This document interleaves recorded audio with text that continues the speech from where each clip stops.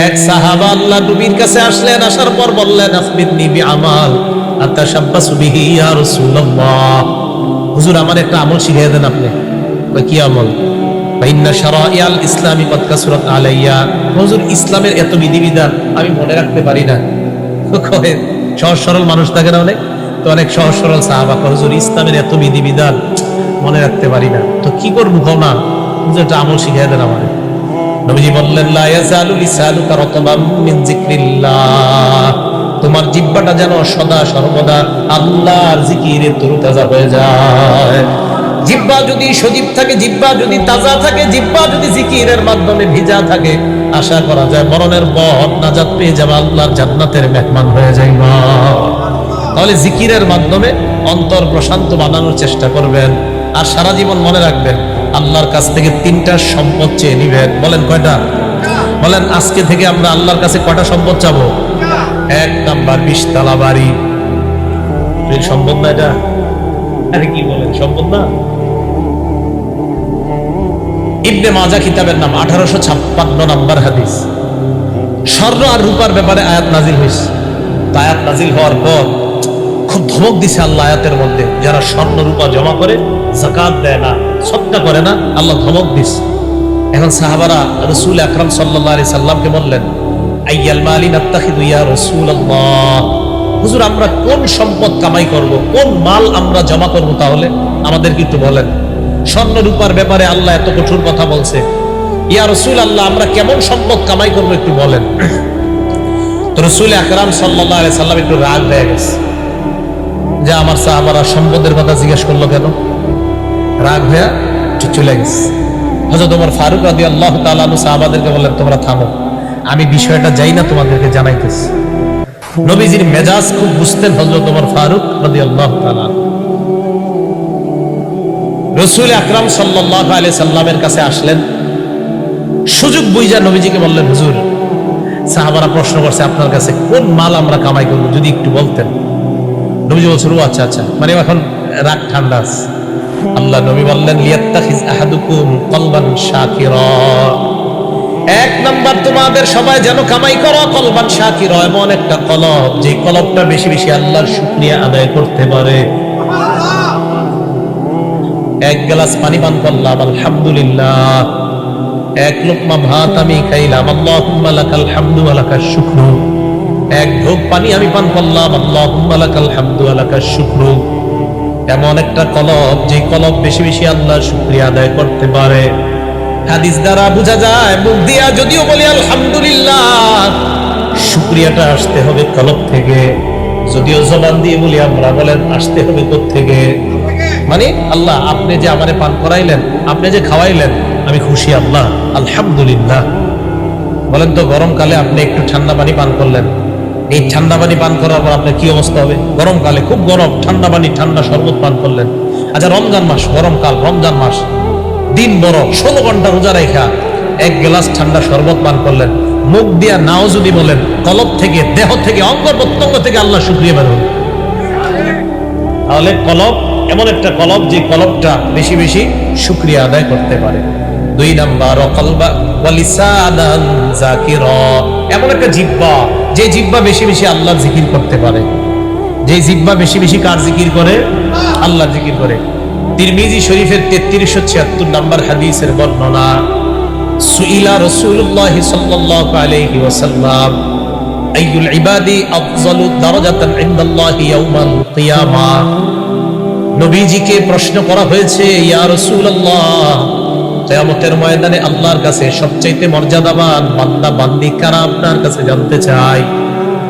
নবীজি জবাব দিলেন আয-যাকিরুনাল্লাহ কাসীরা ওয়াজ-যাকিরাত, যেই সমস্ত নারী পুরুষ বেশি বেশি আল্লাহর জিকির আদায় করে, এই নারী পুরুষগুলা কিয়ামতের ময়দানে আল্লাহর কাছে সবচেয়ে মর্যাদাবান বান্দা বান্দি হয়ে যাবে। জিকির কইরেন, বাসের মধ্যে বসা জিকির করবেন। কৃষক ভাই কাজ করতেছেন, জবানে চালু রাখেন সুবহানাল্লাহ আলহামদুলিল্লাহ লা ইলাহা ইল্লাল্লাহ আল্লাহু আকবার।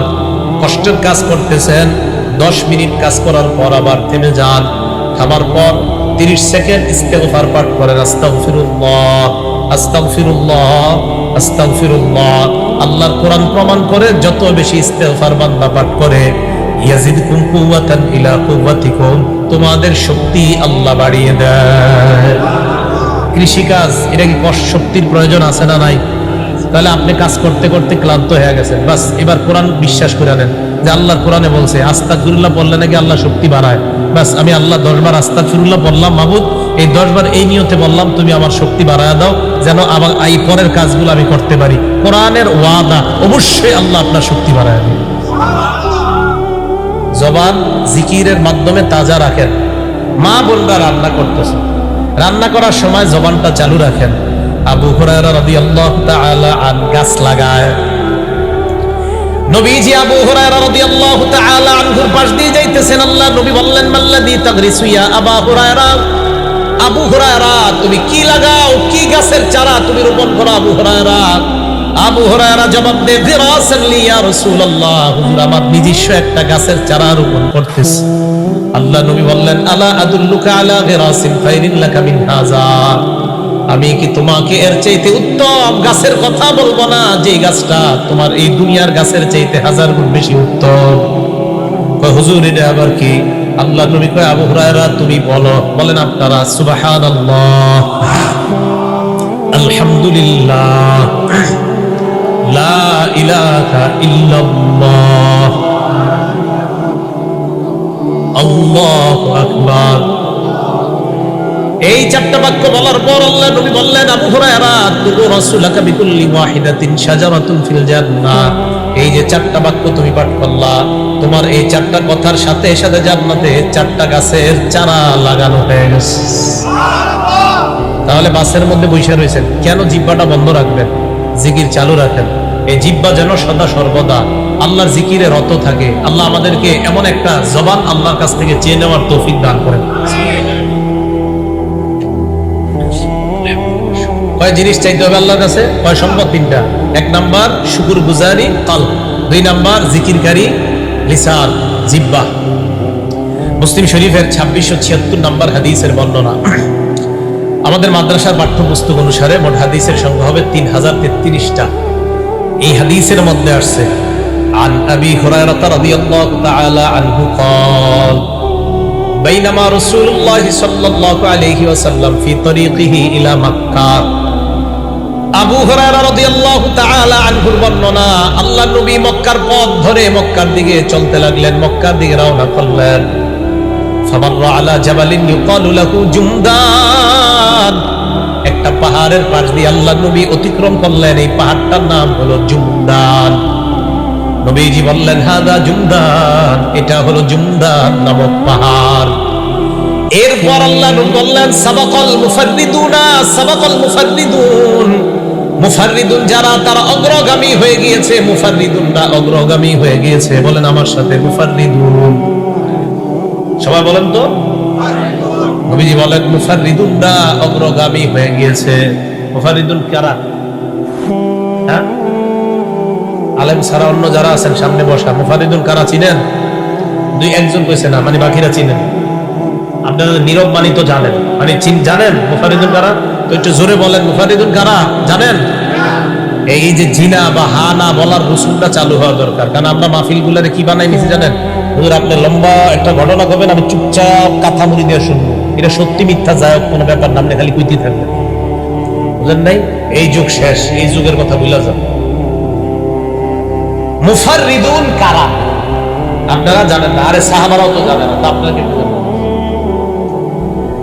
সাহাবারা প্রশ্ন করলেন, মাল মুফাররিদুন ইয়া রাসূলুল্লাহ, মুফাররিদুন আবার কি জিনিস আমরা বুঝি নাই, মুফাররিদুন আমাদেরকে বুঝায় দেন। তাহলে আপনাদের কাছে এবার জানতে চাই, আপনারা মুফাররিদুন বুঝছেননি? এটা কইতে সমস্যা কি? সাহাবারাও বুঝে নাই, আরে আমি পড়ার আগে আমিও তো বুঝি নাই। সাহাবারা প্রশ্ন করলেন, মুফাররিদুন আবার কি জিনিস? আল্লাহ নবী জবাব দিলেন, আয-যাকিরুনাল্লাহা কাসীরান ওয়াজ-যাকিরাত, যে নারী পুরুষ বেশি বেশি আল্লাহর জিকির করে তারাই হলো মুফাররিদুন। কিয়ামতের ময়দানে তারা আগে আগে আল্লাহর জান্নাতের মেহমান হয়ে যাবে। জিকিরকারী নারী পুরুষ তারা মুফাররিদুন। এবার আমার সাথে বলেন মুফরিদুন। আগেরটা কি শিখলাম? আগামী দিন চা স্টলের সামনে বৈশা একটা চালটা চাল না পাইরা একজন আরেকজন দিন শিখাইবেন। বলেন আগেরটা কি শিখলাম? মুফাররিদুন। এখন আরেকটা শিখতেছি মুফরিদুন। মুফরিদুন কারে বলে জানেননি? হালকা পাতলা মানুষ যারা। কারা কারা হালকা পাতলা আছেন এই জায়গায়? গোস্ত কম শরীরে কারা দেখি?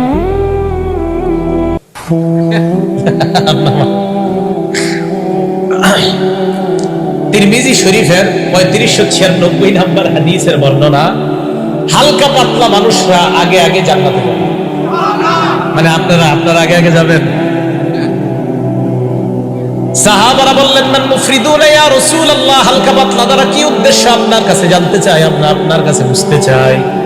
আপনারাও বুঝতে চান হালকা পাতলা দ্বারা কি উদ্দেশ্য, ঠিক তো? নবীজি বললেন আল মুস্তাহতারুনা বিজিক্রিল্লাহ, যারা সদা সর্বদা আল্লাহর জিকিরে রত থাকে, ব্যস্ত থাকে, তারা হলো হালকা পাতলা। ইয়াদউ আনহুমুজ যিকরু আসকালাহুম, জিকির করতে করতে তাদের থেকে পাপের বোঝাগুলা হালকা করে দেয়। জিকির তাদের পাপের বোঝাগুলা হালকা করে, তাদেরকে হালকা বানায় দেয়, মানে পাপ থেকে তাদেরকে হালকা বানায় দেয়। নবীজি বলেন ফায়াতুনা ইয়াউমাল কিয়ামাতি খিফাফা, এই মানুষগুলা পাপের বোঝা থেকে হালকা অবস্থায় কিয়ামতের ময়দানে আল্লাহর সামনে উপস্থিত হয়ে যাবে। তাহলে মুফরিদুন মানে গুনাহ থেকে হালকা পাতলা, পাপের বোঝা থেকে হালকা পাতলা। আর মুফাররিদুন মানে যারা বেশি বেশি জিকির করে। আর মুফরিদুন মানে বেশি বেশি জিকির করতে করতে পাপের বোঝা থেকে হালকা হয়ে যায়। তাহলে আগামী দিন চা স্টলের সামনে বসে একজন আরেকজনের এই কথাগুলো বুঝাইতে পারবেন না ইনশাআল্লাহ। আল্লাহ তৌফিক দান করেন, আপনাদের সময়গুলো যেন ভালো কাজে কাটাইতে পারেন, আল্লাহ তৌফিক দান করেন।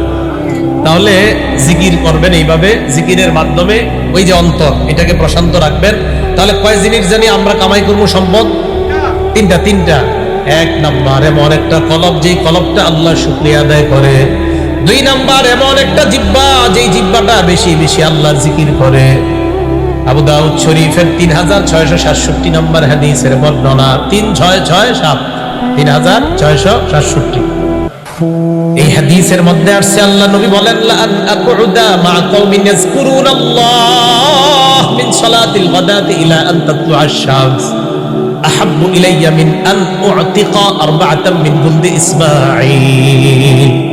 নবীজি বলেন ফজরের নামাজের পর থেকে সূর্য ওঠার আগ পর্যন্ত জিকিরকারী মজলিসের সাথে বসে থাকাটা ইসমাইল বংশের 4টা গোলাম আজাদ করার চাইতেও আমার কাছে বেশি প্রিয়। ওয়ালা আন আকুদা মা কওমিন ইয়াযকুরুনাল্লাহ মিন সালাতিল আসরি ইলা আন তাগরুবা আশ-শামস আহাব্বু ইলাইয়া মিন আন উ'তিকা আরবা'a। আসরের নামাজের পর থেকে মাগরিব পর্যন্ত জিকিরকারী মজলিসের সাথে বসে থাকা ইসমাইলি বংশের 4টা গোলাম আজাদ করার চাইতে আমি নবীর কাছে বেশি প্রিয় হয়ে যায়। কলব এমন এক বাচ্চা, যে বাচ্চার অনুসরণ করা হয়, আনুগত্য করা হয়। ওয়াল আযাউ কুল্লুহা লাহু তাবউন, শরীরের অঙ্গ প্রত্যঙ্গ সবগুলো হলো এই কলবের অনুসারী। এবার দেখেন কি বলে মিশকাত শরীফের ব্যাখ্যা গ্রন্থ মেরকাতের মধ্যে বলে ইন সালাহা অথবা ইদা সালাহাল মাতবু', অনুসৃত অর্থাৎ যার অনুসরণ করা হয় এই কলব যদি ঠিক হয়ে যায়, সালাহাত তাবউলাহু, অঙ্গ প্রত্যঙ্গগুলো এমনি ঠিক হয়ে যাবে। ওয়া ইদা ইসতাকামাল মালিকু, বাদশা যদি ঠিক হয়ে যায়, ইসতাকামাতির রাইয়া, প্রজাগুলো এমনি ঠিক হয়ে যাবে। বাদশা কি? কলব। অঙ্গ প্রত্যঙ্গ হলো প্রজা, এই হাত প্রজা, এই পা প্রজা, চোখ প্রজা, এই সবগুলার বাদশা হলো কলব। কলব যদি ঠিক হয়ে যায়, পুরা দেহের সমস্ত অঙ্গ প্রত্যঙ্গ গুলা ঠিক হয়ে যাবে। কলব যদি ঠিক হয়ে না যায়, যদি নষ্ট হয়ে যায়, পুরা শরীরটাই নষ্ট হয়ে যাবে। তাহলে আগের কথায় আসেন, বলেন তো হেদায়েতের জায়গা, হিংসার জায়গা, তাওহীদের জায়গা, কুফরির জায়গা, ঈমানের জায়গা। তাহলে ঈমানের জায়গা, হাসাদের জায়গা, রিয়ার জায়গা, ধোঁকা দেওয়ার জায়গা, মানে ভালো যা করবেন এটার জায়গা কলব, হেদায়েতের জায়গা কলব, ঈমানের জায়গা কলব, কোরআনের জায়গা কলব, হিংসার জায়গা কলব। তাই রাসূল আকরাম সাল্লাল্লাহু আলাইহি সাল্লাম বললেন, শোনো, দেহের মধ্যে এমন একটা টুকরা আছে, এই টুকরা যদি ঠিক হয়ে যায়, পুরা দেহটা ঠিক হয়ে যাবে। এই টুকরা যদি নষ্ট হয়ে যায়, পুরা দেহটা নষ্ট হয়ে যাবে। এই টুকরাটার নাম হলো কলব। আল্লাহ আমাদের সকল নারী পুরুষ সবাইকে এই কলব নামক টুকরাকে যেন আমরা পরিশুদ্ধ করে সুস্থ দেহে সুন্দর একটা দেহ তথা একটা পরিশুদ্ধ দেহ নিয়ে, মানে দেহ ঠিক হবে যদি কলব ঠিক হয়, এমন একটা কলব নিয়ে যেন আল্লাহর কাছে যাইতে পারি, যে কলবকে কোরআনের ভাষায় কলবে সালিম বলা হয়েছে। আল্লাহ পাক রব্বুল আলামিন বলেন, সেদিন তোমার সম্পদ, তোমার সন্তান কোনো কাজে আসবে না, ইল্লা মান আতাল্লাহা বিকলবিন সালিম, যদি সুস্থ একটা অন্তর নিয়ে আসতে পারো, এই অন্তরওয়ালা মানুষটাই কাজে আসবে, এই ব্যক্তিটাই জান্নাতের মেহমান হয়ে যাবে। তাহলে কলবে সালিম যেন আমরা কামাই করে আল্লাহর কাছে যেতে পারি, আল্লাহ তৌফিক দান করেন। বেশি বেশি জিকির করব। মা বোন যারা রান্না করার সময় জিকির করবেন, ঝাড়ু দেওয়ার সময় জিকির করবেন, বাচ্চাকে দুধ পান করানোর সময় জিকির করবেন, রান্না সাধারণত উজু করে করার চেষ্টা করবেন। মা বোনরা অসুস্থ অবস্থায়ও জিকির করতে পারবেন। বলেন কি বললাম? অসুস্থ আল্লাহর পক্ষ থেকে মাসে তারা একটা অসুস্থ হয়, তো মা বোনরা যে মাসে যে অসুস্থ হয় আল্লাহর পক্ষ থেকে যেটা, এই অসুস্থতার সময়ও কি করতে পারবে? নামাজ পড়তে পারবে না, কিন্তু কি করতে পারবে? জিকির করতে পারবে। এই কথাগুলো মনে রাখবো। বরং উচিত প্রত্যেক নামাজের সময় মা বোনরা নামাজ যে জায়গায় পড়ে ওই জায়গাটায় বসে বসে কিছু সময় আল্লাহর জিকির করা। আল্লাহ আমাদের সকলকে যে কথাগুলো বললাম শুনলাম সকলকে যেন আমল করতে পারে আল্লাহ তৌফিক দান করেন। বিশেষ করে যে যুব সমাজ যারা আয়োজন করেছেন, এই যুবক ভাইদের প্রত্যেকেই যেন এলাকা উন্নতির কাজে তারা কাজে আসতে পারে, আল্লাহ তৌফিক দান করেন। আমিন ওয়া আখিরু দাওয়ানা আনিল হামদুলিল্লাহি রাব্বিল আলামিন।